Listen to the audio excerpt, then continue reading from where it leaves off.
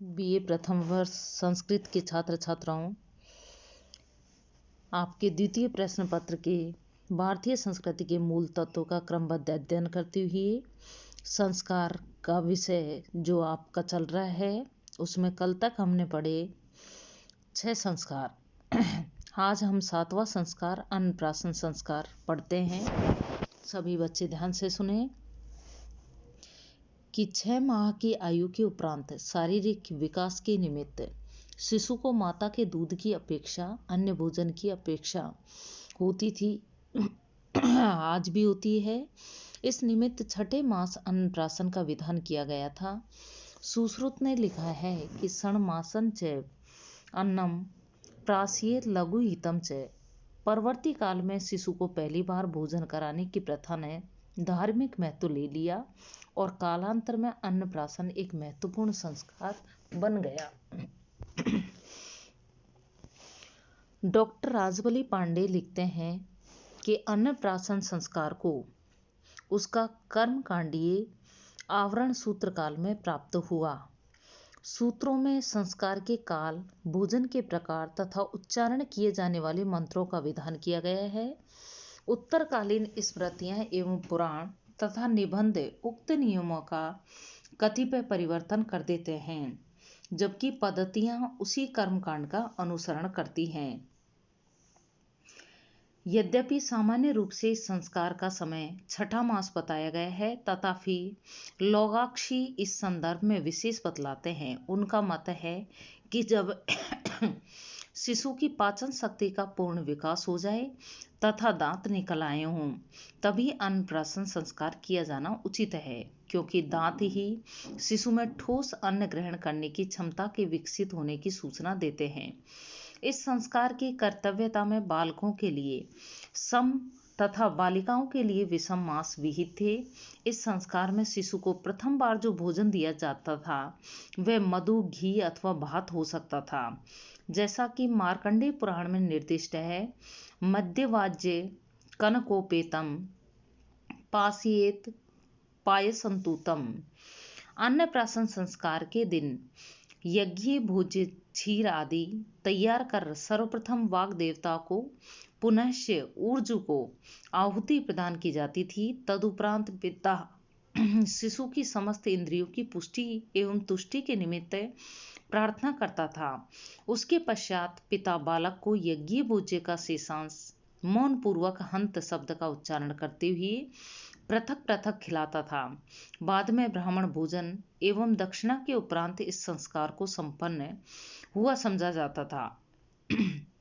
Doctor Rajbali Pandey इस संस्कार की महत्ता पर प्रकाश डालते हुए लिखते हैं कि अन्नप्राशन संस्कार का महत्व यह था कि शिशु को उचित समय पर स्तन्य दुग्धपान से पृथक कर दिया जाता था।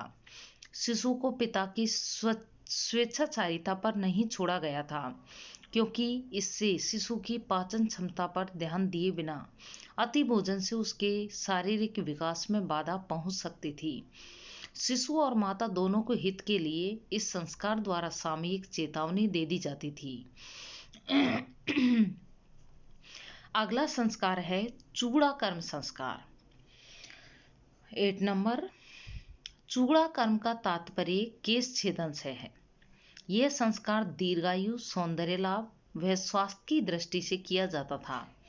आश्वलायन ने इसका एकमात्र प्रयोजन दीर्घायु माना है। तेन ते आयु से वपामी सुश्लोकाय स्वस्थये। वीर मित्रोदय में उल्लेखित वशिष्ठ के अनुसार चूड़ाकरण से दीर्घायु प्राप्त होती है तथा न करने पर आयु का ह्रास होता है। अतः प्रत्येक दिशा में इस संस्कार को किया जाना चाहिए। पाश्चात्य विद्वानों की यह अवधारणा है कि इस संस्कार का मूल प्रयोजन बलि था। केस काटकर किसी देवता को अर्पित कर दिए जाते थे। आज भले ही कुछ अंशों में यह स्वरूप विद्यमान हो, तथापि वैदिक अवधारणा में ऐसा कुछ नहीं था। आचार्य चरक ने भी चूड़ा कर्म का उद्देश्य पौष्टिकता, बल, सुचिता, आयुष एवं सौंदर्य को माना है। पापोपशमनम, केस नखरोमापार्जनम, हर्ष लाघव, सौभाग्य कर्म, उत्साहवर्धनम। यजुर्वेद में केश छेदन के समय काम के लिए जाने वाले छुरे से शिशु की पुष्टि की कामना की गई है। ओम शिवो नमासि स्वस्ति दिस्ते पिता नमस्ते अस्तु मां हिंसी। इससे स्पष्ट है कि वैदिक काल में यह संस्कार पर्याप्त महत्वपूर्ण रहा होगा। स्वयं पिता द्वारा भी शिशु के केश छेदन का उल्लेख उपलब्ध होता है। ओम निवर्तिये यान मुखे उन्नाध्याय प्रजननाय राय पोषाय सुप्रजाय स्वाय सुवीर्याय। गृह सूत्रों के अनुसार चूड़ा कर्म संस्कार का समय प्रथम वर्ष के अंत में या तृतीय वर्ष के समाप्ति पर माना गया था। वीर मित्रोदय में आस्वलायन ने इसे 7वें वर्ष या उपनयन के समय भी किए जाने का विधान किया है। तृतीय पंचमे वाब्दे चौल कर्म प्रशस्यते प्राग्वास अस्मे सप्तमे वा सहोपनयन वा। अधिकांश धर्मशास्त्राचार्य तीसरे वर्ष में ही चूड़ा कर्म को प्रशस्य मानते हैं। प्रयोग परिजात ने इस विषय में निर्णय दिया है कि जन्मस्तस्तु तृतीयाब्दे श्रेष्ठम इच्छन्ति पंडिता, अर्थात जन्म से तीसरे वर्ष में पंडितों ने इस संस्कार को श्रेष्ठ माना है। मनु भी तृतीय वर्ष तक ही चूड़ा कर्म को शास्त्र सम्मत मानते हैं। इस संदर्भ में मनु स्मृति का वचन है, चूड़ा कर्म द्विजाति नाम सर्वेषामेव धर्मतः प्रथमे अब्दे तृतीये व कर्तव्यम श्रुति चोदनात्। धर्म सूत्रों में प्राप्त उल्लेखानुसार चूड़ा कर्म संस्कार सूर्य के उत्तरायण होने पर किया जाता था। राज मार्तंड ने चैत्र एवं पौष मास को चूड़ा कर्म के लिए वर्जित माना है। इसी प्रकार सार संग्रह में ज्येष्ठ तथा मार्गशीर्ष मास को वर्जित माना गया है। कई धर्माचार्यों ने रात्रि काल का निषेध किया है, तो कुछ ने शिशु की माता यदि गर्भिणी हो तो चूड़ा कर्म को वर्जित माना है। माता के रजस्वला होने की स्थिति में रजो शुद्धि के उपरांत ही यह संस्कार किया जा सकता था।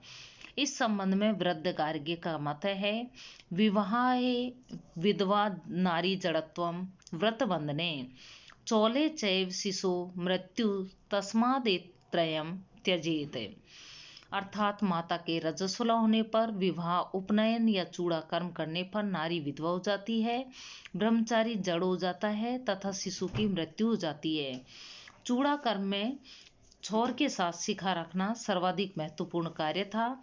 इसमें कुल धर्म को प्रधानता दी गई थी। प्रवरानुरागः पंच तीसरे चूड़ा कार्य यथा कुलम, अर्थात कुलानुसार प्रवर संख्या के अनुसार 3 या 5 शिखाएं रखी जाती थी। वशिष्ठ के वंशज सिर के मध्य भाग में एक शिखा रखते थे।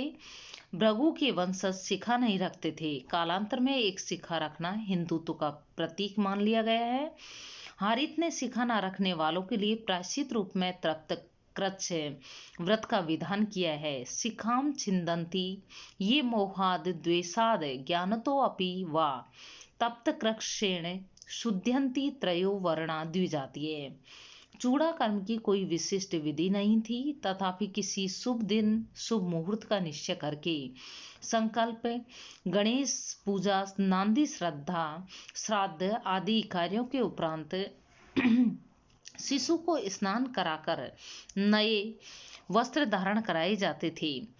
पुनः पिता यज्ञादि को प्रज्वलित करता था तथा यज्ञाग्नि के पश्चिम में शिशु की माता शिशु को गोद में लेकर बैठती थी। पिता आज्याहुति प्रदान करता था तथा यज्ञ शेष भोजन के उपरांत उष्ण जल को शीतल जल में छोड़ता था। फिर उसमें घी या दही का कुछ भाग डाला जाता था। उस जल से शिशु के सिर को धोता था। सिर धोने के उपरांत सिर के ऊपर 3 कुशा अंकुर रखे जाते थे और तदुपरांत विहित वैदिक मंत्र का 3 बार उच्चारण करके छेदन किया जाता था। कटे हुए केसों को यज्ञाग्नि के उत्तर की ओर रखे गोमेय पिंड पर डाल दिया जाता था।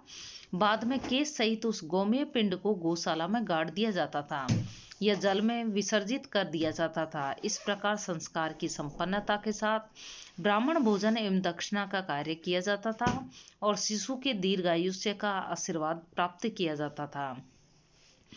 चूड़ा कर्म का वैज्ञानिक महत्व भी था। इस संबंध में सुश्रुत संहिता में निम्न उल्लेख प्राप्त होता है। मस्तकाभ्यंतर उपरिष्टात् शिरा संबंधित सन्निपातो रोमावर्तो अधिपति तत्रापि सद्यो मरणम, अर्थात मस्तक के भीतर ऊपर की ओर सिरा तथा संधि का सन्निपात है, वही रोमावर्त के अधिपति हैं। इस अंग को किसी भी प्रकार का आघात लगने पर तत्काल ही मृत्यु हो जाती थी। अतः इसकी सुरक्षार्थ इसके ऊपर शिखा रखना सार्थक प्रतीत होता है। प्यारे बच्चों, आज भी इस संस्कार को किया जाता है हमारे सभी घरों में, लेकिन कुछ चीजें की शिखा रखना और ये सारी चीजें धीरे धीरे खत्म हो रही हैं। ये संस्कार जो भी प्रत्येक संस्कार है उसको अलग अलग भी टिप्पणी के रूप में आप सभी बच्चों के एग्जाम परीक्षा में आ सकता है। और छोटे प्रश्न बीच बीच में जो भी आए आप सभी ध्यान से सुने और अच्छे से पढ़ें और उनको लिख के याद करें। अगला संस्कार है कर्णवेद संस्कार। इस संस्कार का उल्लेख ग्रहीय सूत्रों में नहीं मिलता, अतः यह संस्कार परवर्ती काल में प्रचलित हुआ होगा, ऐसा अनुमान किया जा सकता है। कर्णवेद का उल्लेख सर्वप्रथम कात्यायन सूत्रों में हुआ है। बाद में स्मृतिकारों ने इसके संदर्भ में कोई धर्मशास्त्रीय प्रमाण नहीं दिए हैं। वीर मित्रोदय में उद्धृत बृहस्पति के मतानुसार यह संस्कार जन्म के 10वें, 12वें, 16वें दिन किया जा सकता है, किंतु गर्ग ने इसे 6ठे, 7वें, 8वें, 12वें मास में करने का विधान किया है। श्रीपति ने इस विषय में विशिष्ट मत प्रतिपादित किया है। शिशोर जात दंतस्य मातुर उत्संग सर्पिण है शौचिको वेदियेत कर्णौ सूच्या द्विगुण सूत्रया, अर्थात शिशु के दांत निकलने से पूर्व जबकि शिशु माता की गोद में ही खिलता हो उसका कर्णवेद संस्कार किया जाना चाहिए। कात्यायन सूत्र में कर्णवेद संस्कार के लिए 3रे या 5वें वर्ष का विधान किया गया है, अतः इसे ही सर्वाधिक प्रामाणिक मानते हुए इस संस्कार को चूड़ाकर्ण के उपरांत गिना गया है। सुश्रुत ने भी सूत्र स्थान में कर्णवेद के लिए 6ठे और 7वें वर्ष को प्राथमिकता दी है। कर्णवेद संस्कार भी पिता द्वारा किया जाता था, ऐसा कात्यायन का मत था। बाद में आचार्यों में श्रीपति ने शौचिक द्वारा कर्णवेद का उल्लेख किया है। जिस सूची से कर्णवेद किया जाता था वह सोने, चांदी या तांबे की हो सकती थी। वर्णवेद के अनुसार भी सूची का विधान प्राप्त होता है। सौवर्णी राजपुत्रस्य राजति विप्रवैश्ययो शूद्रस्य चायसी सूची मध्यमाष्टांगा गुलात्मिका, अर्थात राजपुत्र क्षत्रिय के लिए सोने की, वैश्य व द्विज के लिए चांदी की और शूद्र के लिए लौह की सूची काम में ली जाए। इस सूची का प्रमाण मध्यम अर्थात 8 उंगल है। कर्णवेद संस्कार की विधि साधारण सी थी।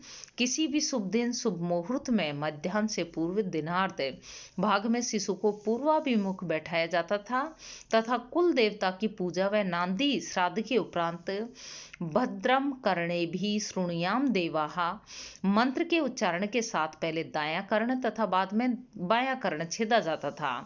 कर्ण छेदन के बाद रुई के धागे या वर्तिका से कर्ण के छिद्र स्थान पर तेल छोड़ा जाता था। विष्णु धर्मोत्तर पुराण के अनुसार कन्या का कर्णवेद करते समय पहले बायां कान छेदा जाता था तथा बाद में दायां कान। सुश्रुत ने कर्णवेद के लिए शुक्ल पक्ष को प्रशस्त माना है। इस संस्कार के संपन्न होने पर ब्राह्मणों, ज्योतिषों और वैद्यों को दक्षिणा दी जाती थी। ब्राह्मण भोजन का भी विधान मिलता है। स्त्रियों, मित्रों, संबंधियों का भी सत्कार किया जाता था। सुश्रुत ने कर्णवेद के वैज्ञानिक महत्व को इस प्रकार प्रतिपादित किया है। शंखोपरीच करणांते त्यक्ता यत्नेन सेवनीम व्यत्या साध्वा शिराम वेद्ये दांत्र वृद्धि विव्रते। इससे स्पष्ट है कर्णवेद प्राय अंडकोश वृद्धि तथा आंत्र वृद्धि के निरोध के लिए उत्तम उपाय था।